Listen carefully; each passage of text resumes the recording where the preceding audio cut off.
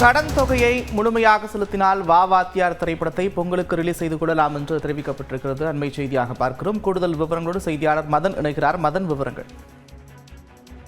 திவாலானவர் என்று அறிவிக்கப்பட்டிருந்த அப்துல்லால் மோகன் சுந்தர்தாஸ் என்பவரிடமிருந்து studio green பட தயாரிப்பு நிறுவனம் சுமார் 10,36 லட்சம் ரூபாய் கடன் பெற்றிருந்தது.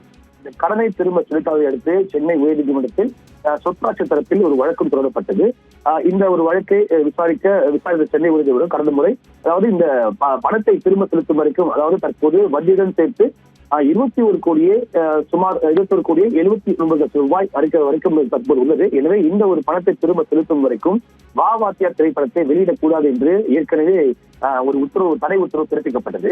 இந்த நிலையில்தான் ஏற்கனவே இந்த வழக்கு விசாரணைக்கு வந்தபோது கூட இந்த ஸ்டுடியோ கிரீன் தரப்பில் இருந்து தற்போது தங்களால் 3 கோடியே 75 லட்சம் ரூபாய் செலுத்துவதற்கு டிடி செலுத்த தயாராக இருப்பதாக தெரிவிக்கப்பட்டது. அதே போல நீதிமன்றத்திலும் அந்த ஒரு தொகையை செலுத்தியது. இதையடுத்து இந்த மீதி தொகையும் செலுத்தினால் மட்டுமே இந்த படத்தை பொங்கலுக்கு ரிலீஸ் செய்ய முடியும் என்று ஏற்கனவே உயர்நீதிமன்றம் ஒரு உத்தரவு பிறப்பித்தது. இதற்கிடையே தான் தற்போது தன்னிடம் பெற்ற இந்த 3 கோடி ரூபாய் கடன் தொகை திருப்பி தராததால் இந்த படத்தை வெளியிட தடை விதிக்க வேண்டும் என்று தனேஷ் அசோசியேட் நிறுவனம் தரப்பிலிருந்து ஒரு புதிய மனு தாக்கல் செய்யப்பட்டது.